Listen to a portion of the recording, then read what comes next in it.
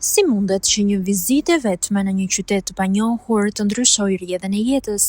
Kjo është historia e jashtëzakonshme e një gruaje gjermane dhe lidhjes së saj të menjëhershme me Beratin. Hilda Gjoja tregon se si që në momentin e parë që shkeli në qytet dhe pa lagjen Mangalem nga ura e Goricës, ndjeu një tërheqje magnetike.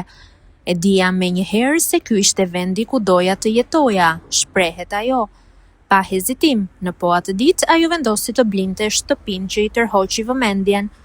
Intervista në Dritare TV zbulon detajet e këtij vendimi impulsiv, duke përfshirë komunikimin me gjeste me pronarin që fliste vetëm shqip dhe marrëveshjen e mbyllur me një shtrëngim duarsh. Por ndërsa për të ishte një hap i natyrshëm, për familjen e saj ishte një çmenduri. Ky rrëfim është një dëshmi e fuqishme se si intuita dhe dashuria për një vend mund të kapërcejnë çdo logjik dhe paragjykim.